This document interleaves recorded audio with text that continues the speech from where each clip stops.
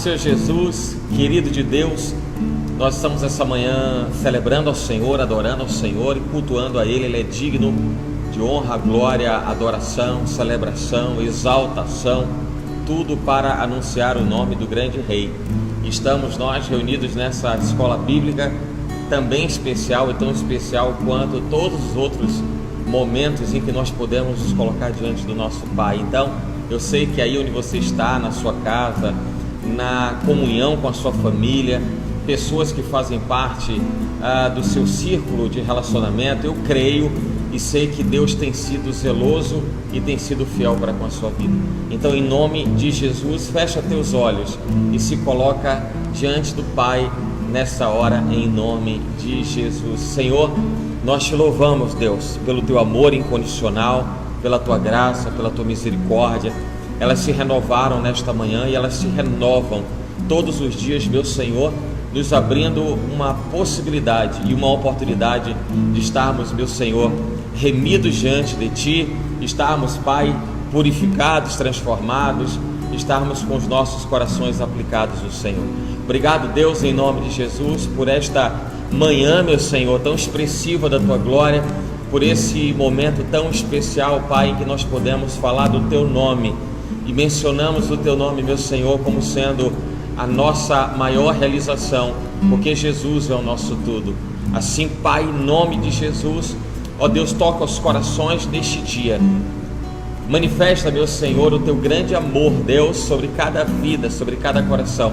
E não falte, meu Senhor, o mosto sobre cada pessoa, cada coração quebrantado e contrito, meu Senhor, que move o Teu coração para lhes abençoar. Em nome de Jesus, Senhor, ó Deus, ministra a cada um de nós e fala conosco conforme a direção do Teu coração. Assim nós colocamos diante do Senhor cada uma das casas, cada uma das famílias, as pessoas, meu Senhor, ó Deus, que recebem esta oração, Pai, e que concordam com ela nesta hora em que nós invocamos o Teu santo nome. Em nome de Jesus, Senhor, nos dá a direção e pelo Teu Espírito fala conosco para a glória do Teu nome. Oramos agradecidos, meu Senhor, a Ti, porque este culto é para engrandecer exclusivamente a Ti, Jesus. Nós Te agradecemos. Amém e amém.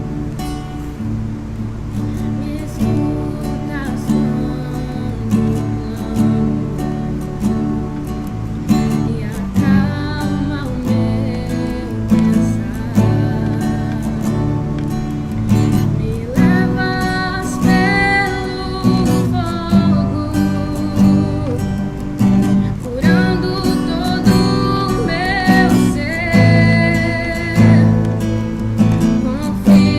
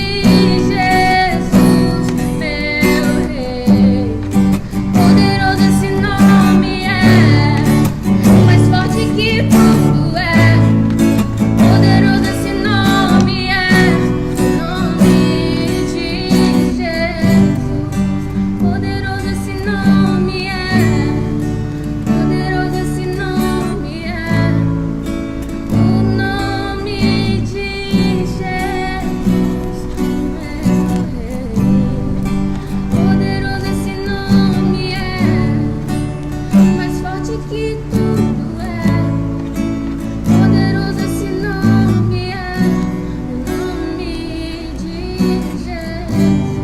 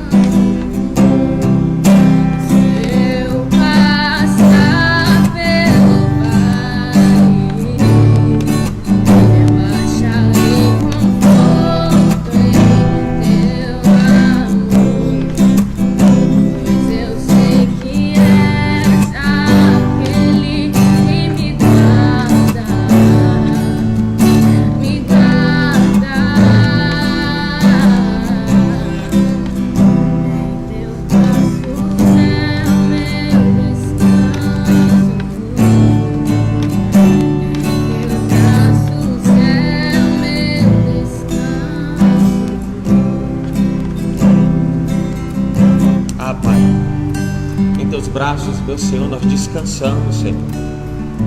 Em Tua presença, Deus, repousamos o nosso coração, muitas vezes inquieto, muitas vezes atemorizado pelas circunstâncias, pelos fatos episódicos das nossas vidas, mas cantamos, Pai, nesta música, nesta canção, que em Teus braços nós estamos seguros, em Teus braços estamos firmados. O Senhor é o nosso porto seguro, o Senhor é a nossa segurança, o Senhor é a nossa proteção, a nossa redoma, o nosso invólucro, a nossa cobertura, o nosso sustentáculo, o nosso fundamento. Nós precisamos, Senhor, de Ti, nós precisamos do Senhor, da Tua palavra, nós precisamos, Pai, da manifestação e do mover do Teu Espírito. E o mover do Teu Espírito em nós, Senhor, nos faz ressurgir em meio às adversidades, em meio aos problemas, em meio ao caos. Apenas, meu Senhor, em Teus braços estamos firmados. Ó Deus, não estamos, meu Senhor, fundamentados na percepção humana, no entendimento humano, na voz humana, nas considerações dos homens. Nós estamos firmados, Senhor, na Tua palavra, porque Jesus é a nossa rocha. O Senhor, ó Deus, é a nossa segurança e a nossa expressão de proteção. Em Teus braços, meu Senhor, e tão somente em Teus braços, e assim nos colocamos, Senhor, diante de Ti, nesta manhã, para a glória do Teu nome. Amém, amém. Eu creio neste amor tão grande de Deus para contigo, para com a sua vida, e eu sei que o Senhor está falando muito profundamente ao seu coração, como trouxe através da vida de Bia, essa mensagem e o compartilhamento desse testemunho tão expressivo, e que nós precisamos colocar todos os fundamentos, todos os princípios da palavra em prática, e não podemos nos abster de absolutamente nenhum desses princípios, não podemos nos afastar dele, do Senhor, da sua palavra. Ela seguramente é lâmpada para os nossos pés, luz para os nossos caminhos, é a nossa direção, é a nossa condução, é a nossa instrução, é o nosso norte. No Senhor estamos seguros, fora do Senhor estamos desorientados. Ele é o nosso farol, a grande lamparina de Deus, manifesta em meio aos homens. Deus seja louvado. Eu sei que estando com os seus, com sua família, com pessoas que fazem parte do seu círculo de relacionamento, eu sei que você está com essas pessoas e também está com a sua Bíblia. Então eu quero convidar você para que, de posse da Bíblia, você possa abrir juntamente comigo o texto que está em 1 Timóteo, no capítulo 4, a partir do versículo 1. 1 Timóteo, capítulo 4, a partir do versículo 1. Essa é a carta que o apóstolo Paulo escreve a Timóteo, ao jovem pastor Timóteo, líder da igreja em Éfeso e missionário com Paulo, juntamente com Paulo e outros que assumiram a missão, a responsabilidade da pregação do Evangelho. Vamos lá então, 1 Timóteo, capítulo 4, a partir do versículo de número 1, o texto diz assim: Mas o Espírito expressamente diz que nos últimos tempos apostatarão alguns da fé, dando ouvidos a espíritos enganadores e a doutrinas de demônios, pela hipocrisia de homens que falam mentiras e tendo cauterizada a sua própria consciência, proibindo o casamento e ordenando a abstinência dos alimentos que Deus criou para os fiéis e para os que conhecem a verdade, a fim de usarem deles com ações de graças, porque toda a criatura de Deus é boa, e não há nada que rejeitar, sendo recebido com ações de graças, porque pela palavra de Deus e pela oração é santificada. Eu creio que o amor de Deus, tão abundante, tão pleno, nos alcança através das gerações, através dos anos que são passados, e nós aprendemos dia após dia com o que o Senhor nos quer ensinar. E a palavra de Deus, ela é viva e ela é eficaz. E nós sabemos que mesmo o texto sendo escrito aproximadamente no ano 64, 65, estamos falando do primeiro século depois de Cristo, estamos observando que é um texto aplicado a um momento específico, a uma realidade específica, mas como a Bíblia, a palavra de Deus é viva e eficaz, ela perdura até os dias de hoje e continuará perdurando até os dias em que o Senhor contabilizar para a existência da terra, e ainda assim estará perdurando pelo poder da excelência, da glória de Deus, continuará perdurando por toda a eternidade, porque todas as coisas passarão, mas a palavra de Deus não passará, está escrito. É por essa razão que eu creio no que o Senhor nos fala através do texto que está em 2 de Timóteo capítulo 3, versículo 16, que toda a escritura, ela é divinamente inspirada, ela é apta para ensinar, ela é apta para redarguir. Redarguir é um termo que significa responder ou questionar, ou mesmo incriminar, acusar, o que significa dizer que as escrituras têm o poder de afrontar a prática e moral de quem quer que seja, qualquer que seja a conduta avessa à instrução de Deus. Isso é redarguir, e a palavra de Deus é apta para ensinar, para redarguir, para instruir todas as coisas. Isso mostra o poder renovável da palavra que se aplica às nossas vidas todos os dias. Mas vamos ao texto, que o texto fala de um assunto importante no que tange a existência da igreja. Paulo vivia um momento, era um tempo específico da vida de Paulo, do ministério de Paulo, e ele escreve essa carta para Timóteo, o pastor Timóteo de Éfeso. Nós observamos o quanto Paulo e Timóteo tinham uma afinidade, e participando de viagens missionárias, de compromissos em missões para engrandecer ao nome do Senhor Jesus, Paulo se vê agora na obrigação de instruir Timóteo, mesmo porque a carta de Paulo, ela nesse instante, ela é fundamental e ela é vital, não somente para aquilo que aconteceria depois na vida e na história do apóstolo Paulo, mas para a história da igreja.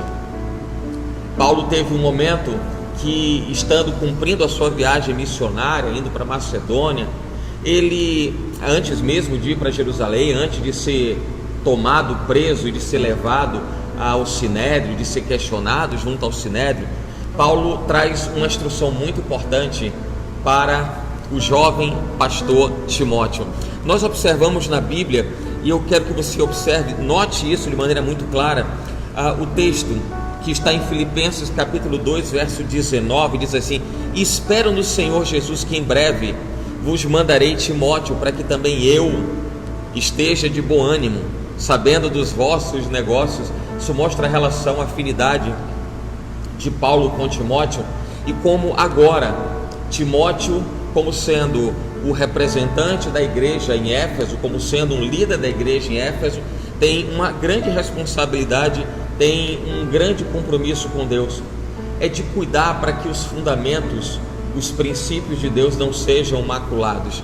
Agora, note bem, o texto que nós lemos e que dizem assim, a partir do versículo 1, o Espírito expressamente diz que nos últimos tempos apostatarão alguns da fé, dando ouvidos a espíritos enganadores e a doutrinas de demônios, pela hipocrisia de homens que falam mentiras, tendo cauterizado a sua própria consciência, proibindo o casamento e ordenando a abstinência de alimentos. Nós observamos nesses versículos qual era a grande preocupação de Paulo em relação à igreja, que estava se distanciando da sã doutrina.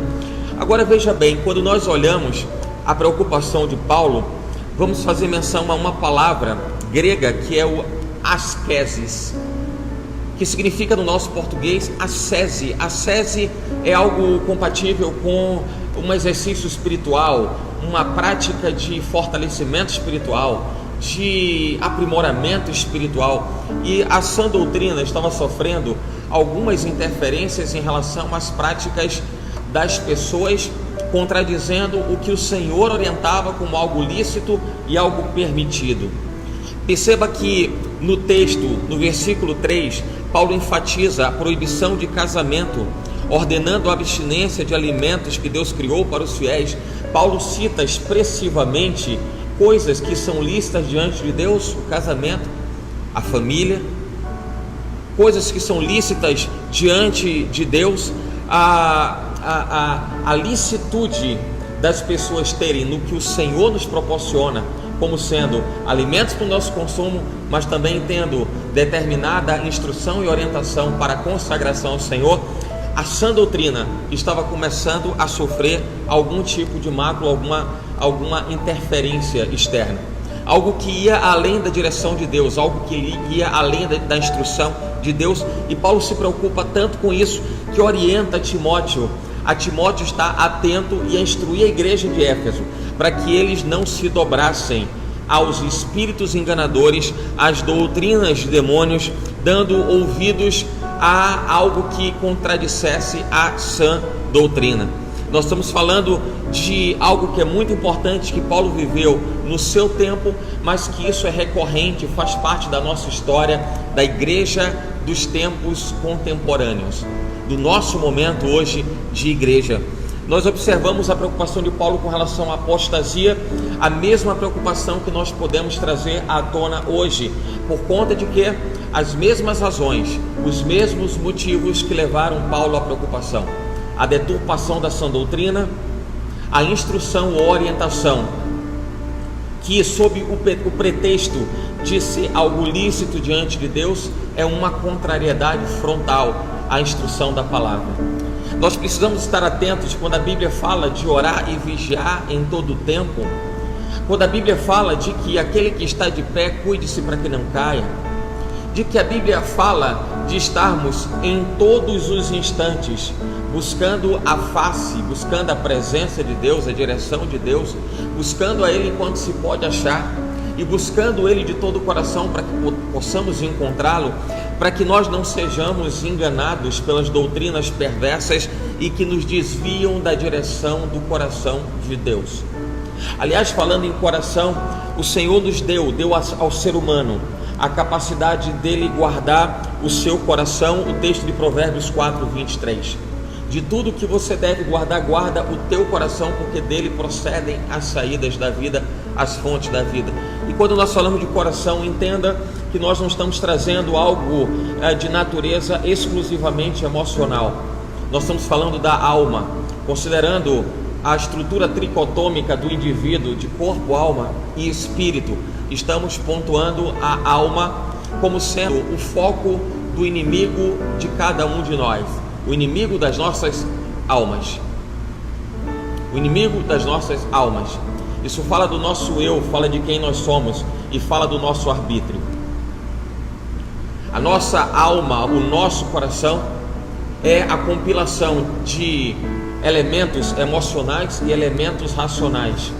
E nós precisamos guardar o nosso coração, porque o nosso culto racional, ele é a compilação de algo que nos toca do ponto de vista emocional, mas também do ponto de vista intelectual e cognitivo. Nós precisamos aplicar o nosso coração, a nossa alma, dentro desse contexto onde tanto emocional quanto racional serão solicitados. E essas solicitações, promovidas pelo dia a dia da vida, vão tender a nos tirar da presença de Deus. E nós vamos precisar colocar de forma bem aplicada o nosso coração, a nossa alma, a compreender qual é a boa, agradável e perfeita vontade de Deus para nós. Guarda o teu coração. A grande preocupação de Paulo e a fala de Paulo para Timóteo era que a igreja de Éfeso pudesse guardar o seu coração, pudesse compilar, tanto do ponto de vista racional quanto emocional, todas as solicitações promovidas pela vida naquele momento, considerando todo aquele contexto. Então, nós observamos que a preocupação quanto à apostasia vivida nos tempos de Paulo é a mesma preocupação de apostasia que vivemos nos dias de hoje. Nos dias de hoje, mesmo porque olhamos para o contexto em que Paulo está tratando com a igreja, o contexto em que Paulo, porque a carta de Paulo a Timóteo, ela é uma grande recomendação eclesiástica. Nesse mesmo livro você observa que Paulo trata da obrigação das mulheres, o papel dos homens. Nesse mesmo texto, nessa mesma carta, Paulo fala dos deveres daqueles que assumiriam compromissos eclesiásticos. Essa é uma grande carta de instrução eclesiástica, de postura da igreja, de posicionamento da igreja, para que ela não se dobrasse, não se inclinasse às práticas pagãs e aos ensinos que vinham das mais diversas origens e que tendiam a afastar as pessoas da presença de Deus. É por isso que é importante a gente perceber que as pessoas costumam dizer que todos os caminhos levam a Deus. Preste atenção, o único caminho que se intitula, a pessoa que se intitula caminho e diz eu sou o caminho, o único caminho que leva o homem a Deus é Jesus. Tudo pode parecer muito lícito, todas as coisas que acompanham o entendimento de que Jesus é o caminho pode parecer muito lícito, mas tenha muito cuidado, porque existem caminhos que podem parecer caminhos de vida, mas no final são caminhos de morte e morte espiritual. Às vezes as pessoas entendem que outras coisas em redor ou na periferia do assunto central, da temática central, que é o Senhor Jesus, a sua palavra, os seus princípios, ensinamentos, instruções, as coisas que estão na periferia disso tudo, possa ser algo que se assemelhe a um caminho, mas caminho só existe Jesus. Então fala onde você está, Jesus é o caminho. Pode dizer isso com convicção, porque somente Ele nos leva ao Senhor. E esse texto fala de forma muito intensa, muito forte, a respeito do cuidado que nós precisamos ter com relação à apostasia. E a apostasia, ela se apresenta em dois sentidos bem específicos, bem definidos. A apostasia do ponto de vista da instrução, do ponto de vista da doutrina, do ponto de vista da orientação da palavra, a própria palavra. Olha que quando Paulo fala, pessoas que estavam ensinando outras doutrinas e maculando a sã doutrina, a doutrina da salvação, a doutrina pura, a doutrina santa, estavam deturpando a sã doutrina. Note bem que essa preocupação é algo de natureza instrutiva. É quando nós temos a oportunidade de aprender a palavra pela leitura da palavra. A Bíblia fala de nós estarmos buscando ao Senhor, não apartar da nossa boca nem do nosso coração o livro dessa lei. Antes medita nela de dia e de noite para fazer tudo quanto nela está escrito. O Senhor fala a respeito de termos o cuidado de fazermos a leitura e de termos do Espírito Santo a instrução da leitura, a revelação da palavra que está por detrás da letra. A preocupação que cada um precisa ter em relação à verdade da palavra, a verdade das Escrituras, isso é algo de natureza instrutiva. E a preocupação de Paulo dizia respeito a essa sã doutrina que estava sendo desviada, que estava sendo maculada, e as pessoas estavam perdendo completamente o foco naquilo que de fato era salvífico, a instrução de Deus pela sua palavra. E esse é um tipo de apostasia. Apostasia é quando as pessoas começam a questionar a sã doutrina, quando começam a se incomodar pela sã doutrina, talvez refutem a sã doutrina porque contraria a sua vontade pessoal, a sua vontade particular. É quando alguém quer fazer alguma coisa e quando é advertido por fazer algo que contraria a vontade de Deus, contraria a palavra de Deus, ele se volta contra e começa a produzir místicas em torno da verdade, trazer um entendimento deturpado em cima de algo que é verossímil. Percebe como a preocupação de Paulo em seu tempo é a nossa preocupação dos dias de hoje?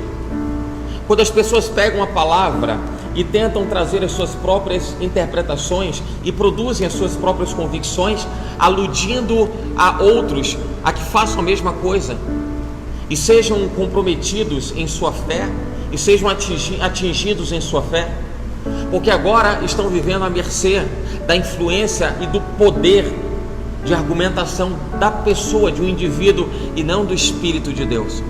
Em suma, a preocupação de Paulo era dar atenção à igreja de Éfeso, dar atenção aos irmãos, dar atenção às pessoas, para que elas não sofram a influência da vontade, do coração, do entendimento e das percepções do homem, mas que essas pessoas estejam sensíveis à vontade, à direção e à percepção do Espírito. Precisamos estar sujeitos ao Espírito e não sujeitos à forma efusiva, à maneira poderosa de alguém se expressar. Essa era tão preocupação de Paulo, e ele falava com conhecimento de causa, porque ele dizia: eu não vim ter convosco com palavras persuasivas de mera sabedoria humana. Paulo bem entendia o que eram palavras persuasivas de mera sabedoria humana, porque Paulo era letrado, porque Paulo era instruído, e ele sabia e percebia muito bem o quanto isso poderia tirar as pessoas do foco, tiraria as pessoas do centro da vontade de Deus, deturpar as escrituras, produzir interpretações múltiplas, afastando as pessoas da verdade. Era algo que acontecia tanto nos tempos de Paulo, como nós vemos que acontecem nos nossos dias, acontecem no nosso tempo. Essa era a discrepância em relação à sã doutrina, em relação à palavra, e isso era uma forma de expressar apostasia. Quando alguém começa a se sentir contrariado pela instrução, quando alguém começa a se sentir incomodado pela direção das Escrituras, ela começa a viver uma realidade de apostasia. Ou seja, a palavra não é mais importante, a palavra não tem valor, a palavra não é expressiva. Mas vamos adiante, porque o texto não faz menção única e exclusivamente à questão da instrução, da orientação, da direção da palavra das Escrituras. Havia um outro problema ligado à apostasia que estava associado à moral, uma apostasia moral, uma apostasia comportamental, uma apostasia de conduta. Isso fazia menção e dizia respeito, diz respeito, já que temos isso como algo recorrente, faz parte dos nossos dias. Isso tem a ver com as nossas práticas, as nossas atitudes, a maneira como nós nos colocamos. A Bíblia fala disso de maneira muito enfática, de maneira muito profunda. Se você olhar nesse texto, 1 Timóteo capítulo 4, o versículo de número 1, mas o Espírito expressamente diz que nos últimos tempos apostatarão alguns da fé, dando ouvidos a espíritos enganadores, a doutrinas de demônios. A Bíblia fala no versículo 2, a hipocrisia de homens que falam mentiras. O texto está falando de práticas equivocadas, práticas errôneas, deturpando a verdade, desconstruindo a instrução da palavra de Deus, contrariando os propósitos de Deus nas Escrituras. E olha que a preocupação de Paulo, ela fazia menção tanto aos ensinamentos que vinham através dos homens de Deus levantados depois de Jesus ressurreto, da própria instrução do Cristo de Deus, como também dos profetas que prenunciaram e que declararam e anunciaram as Escrituras e a pessoa do Messias. E como as pessoas estavam deixando todos esses fatos, deixando todas essas evidências de lado, porque estavam se dobrando às doutrinas produzidas por homens e por interpretações de homens. Portanto, nós observamos nesse texto duas formas de apostasia, uma pela instrução e uma pelo comportamento, uma pela maneira de agir. E onde que eu quero chegar com isso? Que de repente você diz assim: mas eu entendo bem a palavra, poxa, eu compreendo bem que ela me orienta, me direciona a fazer tal coisa. Mas aí você parte para o lado prático, e de repente você olha para dentro de si, e fazendo uma leitura bem rigorosa, bem minuciosa, você se dá conta de que você até tem conhecimento, mas que falta colocar em prática tudo aquilo que você conhece. Você percebe que existem dois fatores preponderantes na vida de alguém que entrega o seu coração para o Senhor. Essa pessoa está desejosa, desejai afetuosamente, como meninos novamente nascidos, o leite incontaminado, puro de Deus, que é a sua palavra.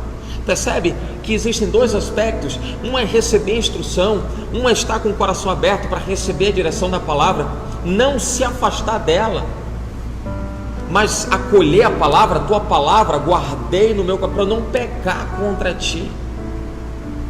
Quando Davi disse isso, Davi expressava do seu coração o desejo dele buscar ou tentar buscar um comportamento que fosse compatível com tudo aquilo que ele conhecia da palavra, com tudo aquilo que ele conhecia das escrituras, com tudo aquilo que ele conhecia dos profetas, com tudo aquilo que ele recebeu de Deus. Instrução e comportamento.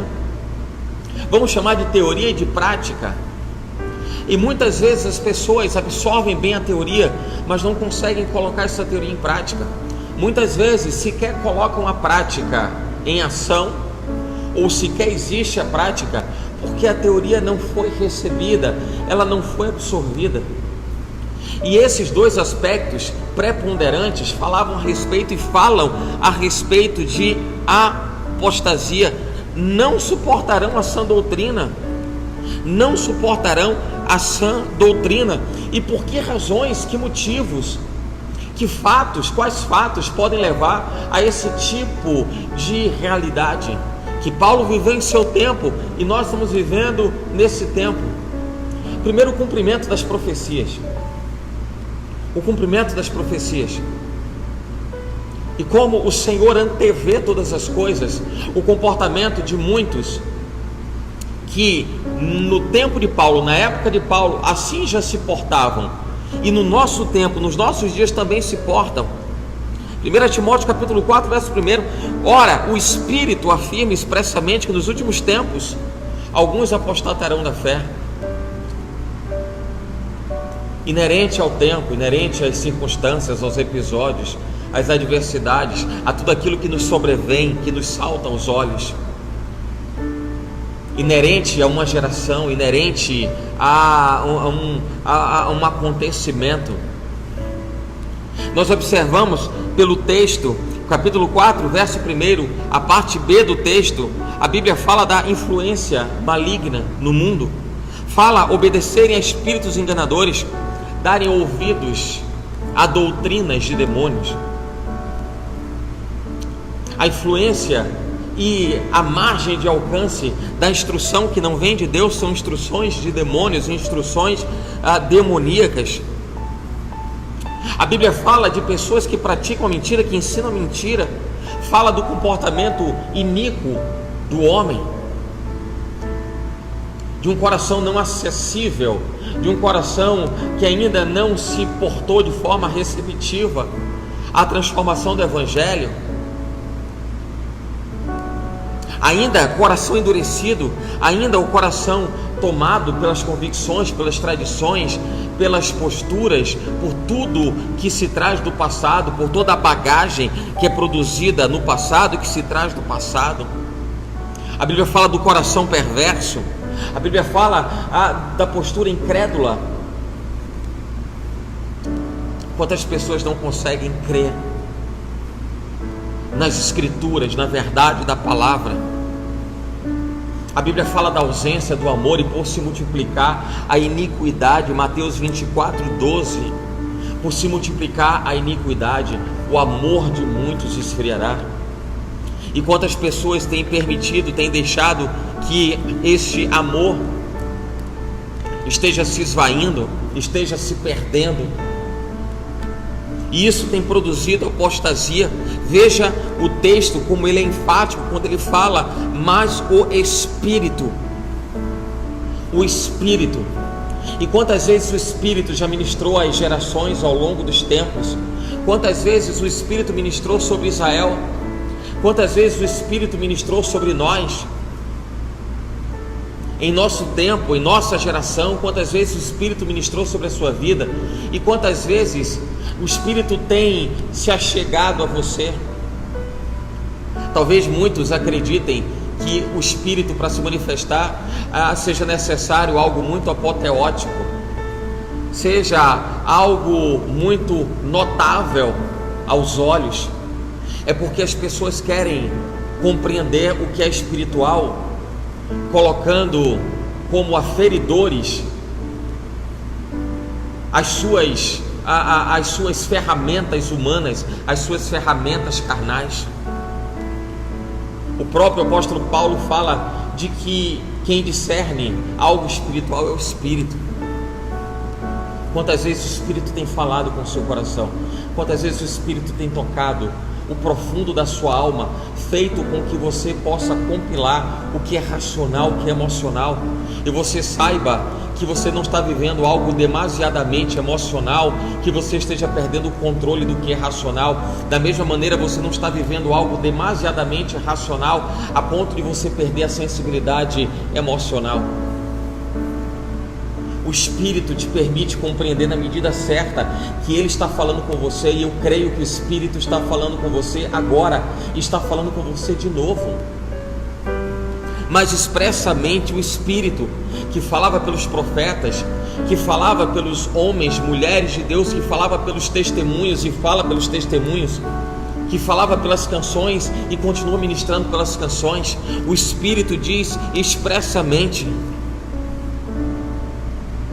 E quando o texto bíblico fala de o Espírito diz expressamente, é o Espírito dizendo de maneira clara, de maneira prática, de maneira acessível, de maneira receptiva, compreensiva, porque a compreensão é do Espírito, porque a percepção é do Espírito. E o texto fala o Espírito expressamente nos últimos tempos.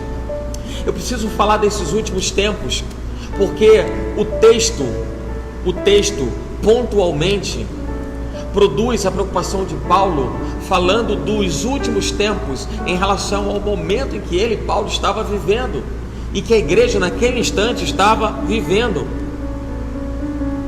Mas nós trazemos, pela condição viva da palavra e pela maneira como a palavra ela é tão atual, que também se aplica à compreensão de que nos últimos tempos fala de nós agora, e vai falar às próximas gerações. E falando às próximas gerações, os últimos tempos serão para as próximas gerações, mas para nós os últimos tempos são agora. E para Paulo os últimos tempos representavam o tempo de Paulo, o momento de Paulo, a geração de Paulo. Nos últimos tempos, nos últimos dias, e Paulo fala da apostasia. Se você olhar na sua Bíblia, Atos dos Apóstolos, capítulo 20, versículo 19, Atos capítulo 20, versículo 19, olha o que diz o texto: servindo ao Senhor com toda humildade e com muitas lágrimas e tentações que pelas ciladas dos judeus me sobrevieram. A preocupação, a dor de Paulo, o choro, as lágrimas, as ciladas que Paulo cita, que ele menciona, produzidas pelos judeus, por conta da defesa da sã doutrina, das escrituras, da palavra, porque Paulo produzia o que o Espírito expressamente trazia à igreja, e como aquela era a realidade dos últimos tempos, os próprios judeus, tão beneficiados pelas promessas, tão alcançados pela voz do Senhor, pela direção do Espírito, estavam se opondo à direção do Espírito, estavam se opondo à instrução do Espírito. E Paulo demonstrava isso, como era o quadro, qual era a realidade dos judeus e do tempo em que ele vivia. O mesmo Paulo escrevendo a Timóteo na segunda carta de Paulo a Timóteo, no capítulo de número 2, no capítulo de número 3, versículo 1, capítulo 3, verso 1, olha o que diz o texto: sabe, porém, isto, que nos últimos dias sobrevirão tempos trabalhosos. Paulo não fala somente, aquele texto era aplicável, era pontual, mas o texto de Paulo fala a nós, fala as nossas vidas, fala a nossa geração, fala ao nosso instante de igreja, o nosso momento hoje de igreja. O Espírito continua falando expressamente: e nos últimos dias virão tempos trabalhosos. Estamos vivendo um tempo de muito trabalho. E tempos trabalhosos em que contexto e que sentido? Tempos trabalhosos na seara da pregação do Evangelho, para trazer aos corações a mensagem de salvação, a mudança de vida para as pessoas. Esse é o momento que nós estamos vivendo, tempos trabalhosos, e muitos se afastarão da fé. Muitos se afastarão da fé. Naturalmente que quando nós falamos de apostasia, nós estamos falando de pessoas que receberam a palavra e se distanciaram dela. E qualquer pessoa que recebeu a boa semente e agora expurga a boa semente, expulsa a boa semente, está sendo uma apóstata, está se portando como alguém que se afasta da fé, que negligencia a fé, que se afasta da presença de Deus e torna-se a prostituta, porque um dia esteve ao lado de um Senhor e declarou ser a noiva de Cristo, e abdica desse casamento, desse relacionamento profundo e intenso, para poder abraçar a doutrinas que são estranhas, doutrinas que são completamente avessas e distanciadas da sã doutrina, da direção da palavra, da direção das Escrituras.